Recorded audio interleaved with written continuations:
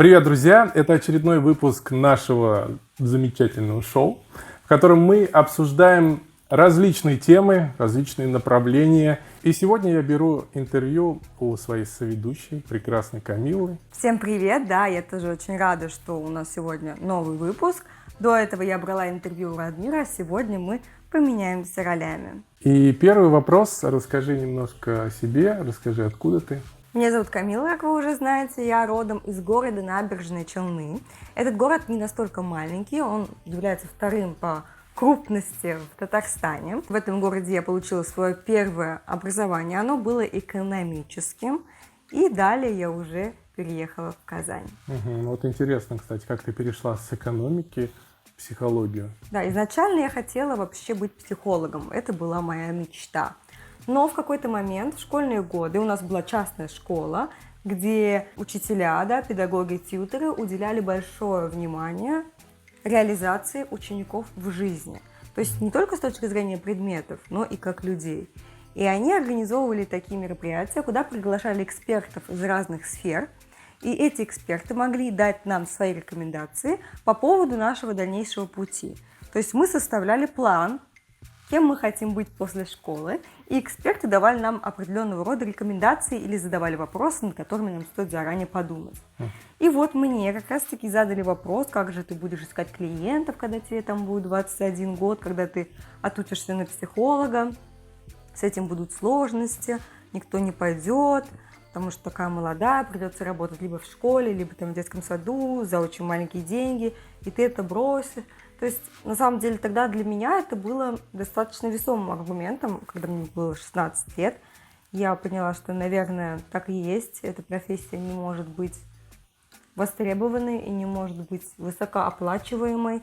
И поэтому я приняла решение, что лучше поменять свою мечту на какую-то более универсальную. Я не знала, чем именно хочу заниматься, но решила, что экономическое образование будет таким общим, по умолчанию. С ним можно пойти там и бухгалтером, если что, и там менеджером, то есть оно более широкое. В общем-то. Но в какой-то момент что-то щелкнуло, видимо, у тебя, и ты набралась уверенности, возможно, и решила все-таки, что мечта твоя важнее. Не совсем так на самом деле, это не произошло по щелчку, то есть я забыла на самом деле эту свою мечту и даже сама не интересовалась уже больше сферой психологии, только такими вещами, которые касаются конкретно меня. Не в общих вопросах, а то, что меня условно интересовало.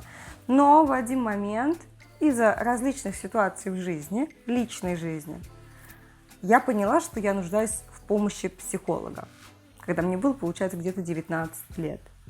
Это был мой первый опыт контакта с психологом уже квалифицированным, не школьным, а где я как клиент прихожу. И я искала, долго искала, потому что я не знала, откуда их взять. Тогда это было еще не так популярно. То есть нельзя было спросить у друзей. Они бы сказали, а мы не знаем. И я поняла, что мне никто не подскажет. Я искала сама, и вот методом проб и ошибок, то есть я не сразу нашла того психолога, который мне подошел. Я обратилась со своей проблемой. В конечном счете, эта женщина, это была прекрасная женщина, она сказала мне, что мне гораздо выгоднее по деньгам пойти к ней на обучение, потому что сейчас она вместе с Казанским федеральным университетом проводит такое, как параллельное образование, как доп. Образование, где человек может отучиться на еще одну профессию, в рамках одного вуза даже. Я потому что сказала, что я учусь на экономиста в этом же вузе, Казанском федеральном. И я поняла, что это какая-то интересное совпадение, что моя та мечта, и вот мне тут самой предлагает она, что, мол, давай, чем мы будем с тобой заниматься, приходи ко мне учиться, там у нас и практики много, и мы как раз очень много работаем в плане терапии над собой, как личной терапии. Я задумалась и, естественно, решила согласиться. Так и начался мой путь в этом увлекательном деле, которое мне нравится до сих пор. Не зря говорят, что Вселенная способствует нашим желаниям. Поэтому вот здесь тоже все как-то сошлось, видимо. После того, как ты закончила университет, с какими трудностями в самом начале своей карьеры ты столкнулась? На самом деле я столкнулась, конечно, с трудностью поиска клиентов, но я могу сказать, что мне помогло что первыми моими клиентами были мои одногруппники с экономического факультета, так как некоторые из них знали, что я обучаюсь на психолога, и рекомендовали меня каким-то своим знакомым или сами обращались, когда в чем-то нуждались. Естественно, это было практически бесплатно, потому что я еще тогда училась, еще не закончила психологически, и там буквально за печеньки, шоколадки, это как благодарность была, ну, практически бесплатно я работала. Но когда я уже поняла, что хочу и компетентно начинать практику и работать за оплату, я столкнулась, как и многие психологи, с непониманием, откуда взять клиентов, и со страхом начать с ними вот напрямую работать, когда человек абсолютно меня не знает. Безусловно, у меня этот страх был. Я помню, как шла на свою первую консультацию, и меня просто вот трясло. Калашматила, я иду и думаю, я сама нуждаюсь в помощи, это точно. Но потом я на самом деле успокоилась, что поняла, что у психолога не стоит задача быть каким-то идеальным. Его задача — это делиться навыками, знаниями, техниками, которые он приобрел в процессе обучения. Да. Конечно, он должен работать над собой, чтобы ему самому было лучше, чтобы качество его жизни становилось лучше. Но он не должен быть человеком без единой проблемы и без единого страха. Потому что живому человеку это, в принципе, не свойственно. Да, психолог же тоже человек. Ему тоже нужна и помощь, и поддержка. И вот что являлось для тебя поддержкой в этот момент? Я свои страхи обсуждала в личной терапии со своим психологом. От нее получала поддержку. А так я просто понимала, что любое новое действие, новая ответственность, она понятно, что будет вызывать страх. И я не нуждалась в поддержке. Скажи, как психология, те навыки, которые ты получила, тот опыт, накопленный за вот эти года работы с клиентами, как это отражается и как это помогает в твоей жизни, возможно, личной жизни и в общении с окружением, потому что окружение у нас тоже нестабильное бывает порой. Как вот тебе это способствует? На самом деле эти знания способствуют мне лучше понимать себя, да, то, что я в многих моментах понимаю причину, следствие. Но, если честно, в моей обычной жизни я не могу сказать, что мне это как-то помогает. Я имею в виду, что я не анализирую других людей в обычной жизни. Я не занимаюсь вот этой бесплатной терапией, а тебе надо, я вижу у тебя проблемы. Я считаю, это делают психологи, у которых, во-первых, нет работы, и которые, скорее всего, плохие психологи, потому что, ну, зачем? Ну и правило же такое, что свое окружение нельзя консультировать, конечно, нельзя разбирать, потому что ты относишься к нему более субъективно. Но суть даже не столько в этом, сколько в том, что когда человек приходит в личную терапию, он в ней годами иногда бывает, в некоторых методиках, в модальностях, он годами решает свои запросы. Если так легко считать человека, вот просто идешь и все, я про тебя все знаю, родная. Если так легко считать человека, то какого? Люди годами в терапию ходят. Этот психолог должен решать запрос за секунду. Поэтому все вот эти анализы, вот так вот поверхностные, они в основном накидывание своих собственных ярлыков на другого человека. Поэтому этим я не занимаюсь. В моей собственной жизни мне помогает личная терапия, а не профессия психолога. И я рекомендую каждому, кто хочет разобраться в себе и вылечить свои какие-то травмы, не идти учиться на психолога, потому что это никак вам не поможет, честно, я не вру. Но психолог – это как стоматолог. Вот ты можешь быть самым лучшим, но сам ты себе зуб не вырвешь. Наша психика работает таким образом, что вы просто не будете понимать, вы не будете видеть очевидного момента, а вот вам другой человек это отразит или покажет, да, и вы обратите внимание. Я сталкивалась с этим 1000 раз. На сегодняшний день у меня опыт более чем 7 лет в психологии. И я прихожу к своему психологу, и я говорю с ней. Я думаю, боже, как я могла это не осознавать? То есть самому себе помочь тут не получится. Именно поэтому отвечаю так. На мою жизнь влияет столько же, сколько и личная терапия, не более. Так. Интересно спросить у тебя, человек, который действительно профессионал. Я тебя знаю как настоящего профессионала в своем направлении. А что ты скажешь и как ты относишься к людям, которые вот сейчас заканчивают какие-то курсы определенные, там, годовые, например, и становятся и считают себя психологом. Как ты к таким людям относишься? С одной стороны, отношусь я к ним неплохо, потому что они популяризируют профессию благодаря огромному количеству психологов сейчас, которые каждый о своих компетенциях и навыках говорит. Многие люди уже знают об этом, и это уже сейчас не вызывает чувства, что «Ой, ты ходишь к психологу, ты псих». То есть нет. Из-за того, что сейчас психологов много, очень многие люди к ним ходят, и к этому относятся более спокойно и адекватно. С этой стороны я им благодарна. Но с другой стороны, конечно, работать с клиентом после такого психолога может быть сложно, потому что в основном такой психолог опирается на свой личный опыт при даче рекомендаций, и это тяжело потом. Потому что у человека в голове и так была определенная каша-малаша, назовем, да? Он пришел к такому психологу, этот психолог навесил ему еще больше кашу-малашу. И потом надо вот убрать вот то, что сказал этот психолог в этой собственной, да, разобраться в паутине. И это, ну, выходит достаточно сложно. Просто займет больше времени. Потому что человек ведь, когда идет к психологу, он ему доверяет по умолчанию. Никто ведь не пишет у себя в соцсетях: я психолог, я вообще онлайн только учился, там видео смотрел, включал во время того, как там зубы чистил. Но никто же так не напишет и не скажет. Все говорят: я там трансформатор, я там перфоратор, ну все что угодно. То есть это обязательно... 3 в одном. Да, то есть это какое-то будет что-то очень магическое, интересное, вот там, да, дизайнер жизни. Ну, то есть это будет что-то такое. Конечно, человек идет и доверяет. И потом мы сидим, я, мои коллеги, и реально пытаемся отделить. Тут еще патология уже есть или еще норма. Кстати, о патологии. Как распознать, если человек нездоров? Нездоров ты имеешь в виду с психологической точки зрения? Угу. Как раз-таки, чтобы больше разбираться в этом вопросе, то, что я один раз столкнулась с случаем, когда ко мне пришел человек, я понимала, что этот человек нездоров ментально, но я не могла понять, да, как бы куда его, что и что делать с этим. Я решила пойти в медицинский университет, Казанский государственный, КГМУ, получается, чтобы больше разбираться и в этой области тоже, клинической психологии.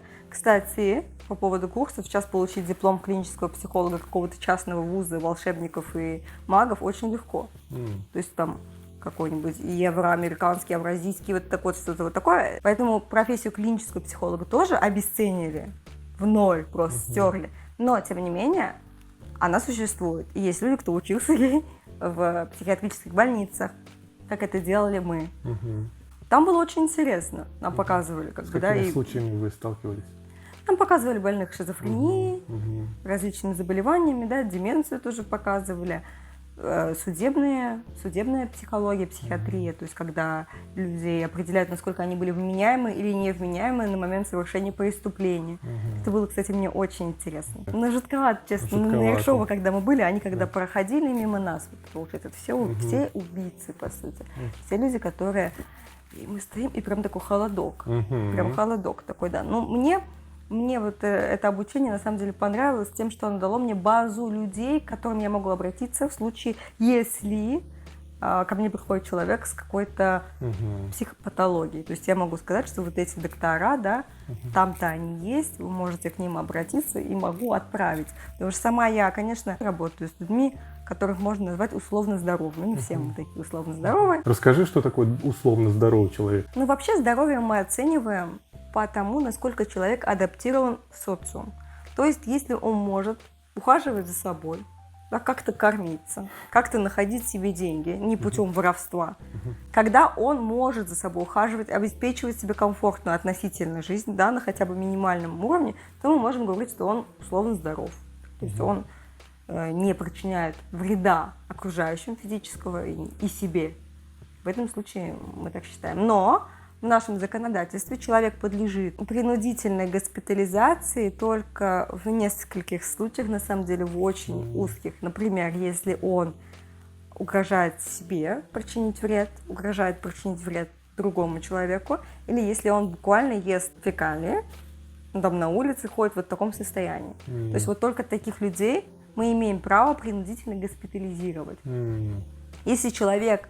Вот бывало же на улице, я уверена, пишите в комментариях, были ли у вас случаи, у меня их был миллион. Вот идешь, ну и видно на улице человек, ну, однозначно нездоровый. Ну вот видно, что человек как бы в бреду каком-то находится, да, и что у него сейчас обострение, и сильное. Но вот этого человека мы не можем принудительно никак попросить немножечко прилечиться. Или хотя бы, чтобы за ним установили определенный контроль. Мы не можем, потому что ну, вот он не подходит под эти критерии. Потому что он физически себе не совершает никаких угрожающих действий другим тоже на данный момент времени. Ну и он не совсем голый, скажем. Интересно, интересно. Много узнал нового. Вот я, например, не ходил никогда к психологам. И мне интересно, во-первых, кто больше, наверное, естественно, больше ходят девушки, обращаются со своими запросами. И с какими запросами обращаются мужчины, когда обращаются? На самом деле у меня клиентов, ну скажем, наверное, 60/40. 60% девушек, 40 мужчин. То есть тоже достаточно много. Большой процент. Да, и некоторые люди говорят, что эти мужчины приходят ко мне, чтобы познакомиться. Это самая частая обидная вещь, которую я слышу в свой адрес. И я хочу сразу сказать, что я работаю онлайн в основном. Редкий случай, когда я беру повторного давнего клиента лично, офлайн.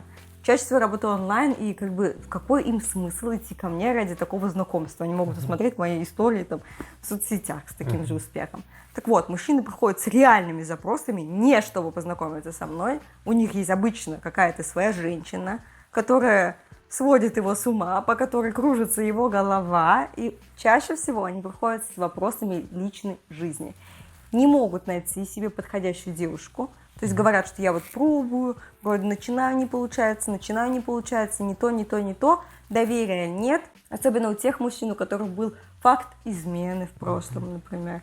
Некоторые мужчины приходят со страхом, что их будут использовать на деньги, разводить на деньги. Это реально тоже такое нередкое обстоятельство. Конечно. Есть клиенты, которые переживают, потому что жены их контролируют и вторгаются в их личное пространство. Они любят жен. Они не хотят рушить этих отношений, но им очень некомфортно, они выходят из себя, когда вот это постоянно там. Были случаи, когда мужчина, и следил за женщиной, настолько сильно его накрывала ревность. То есть запросов много, касательно личной жизни в основном, но бывает и насчет реализации, что он хочет уйти с своей основной работы, очень похоже на тему, которую мы обсуждали в интервью с тобой, хочет уйти со своей основной работы, начать новое дело, уйти из найма, но есть страхи. В основном так. Здорово. Так, а девушки с какими вопросами? В основном тоже, наверное, про любовь? Чаще всего про любовь. Даже если приходит изначально не про любовь, про самооценку, кстати, девушки часто приходят. Поднять самооценку.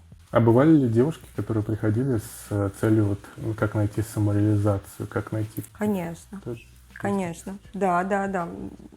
Безусловно. То есть, которые хотят чувствовать себя независимыми, чувствовать себя обеспеченными, чувствовать вот эту силу в себе. Таких много. И еще вопрос, как часто обращаются семейные пары вдвоем, и какие основные проблемы вот в семьях бывают, которые они не могут сами решить, с которыми они приходят к психологу? Я не знаю, потому что я не провожу семейной терапии. Да. Это отдельное направление, которое требует большого количества навыков именно в этом направлении.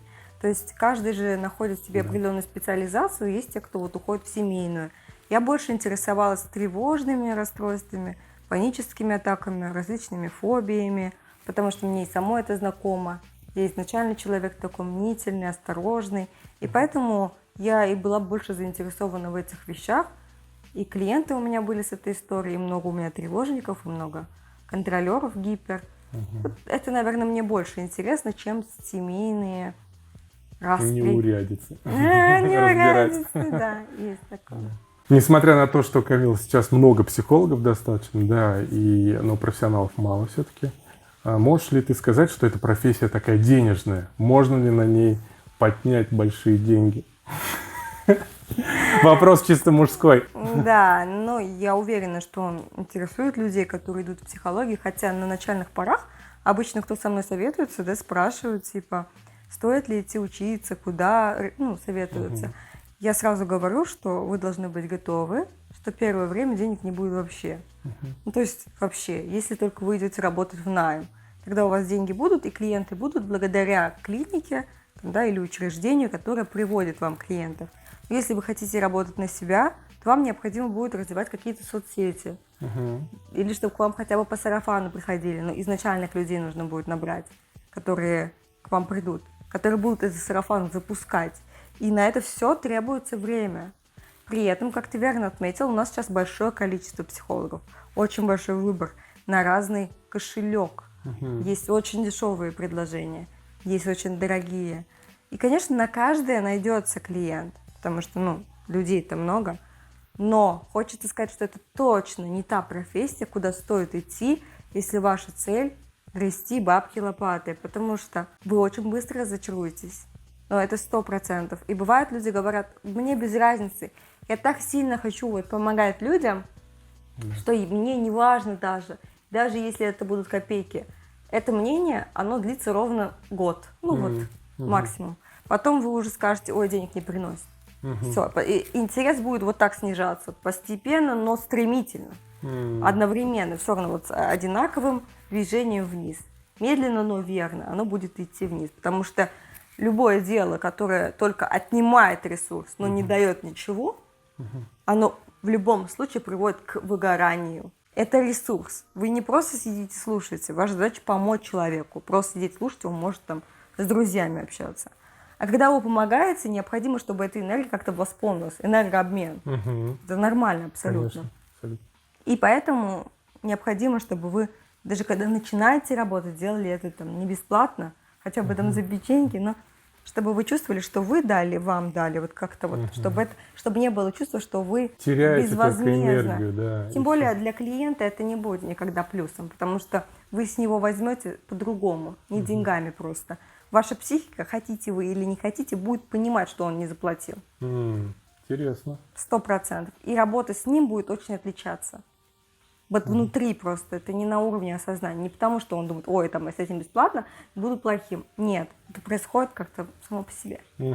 Вот я послушал, что, в принципе, на год хватает этого запала, и у меня такой вопрос, точнее, наверное, вывод, что если вы решили помогать, и у вас есть вот определенное время, в которое вы должны и можете заняться, например, соцсетями, как делаешь это ты, смешными рилсами различными. У тебя подход очень интересный, он завлекает новых людей, и тем самым зацепить человека внимание, а потом уже какую-то информацию ему дать.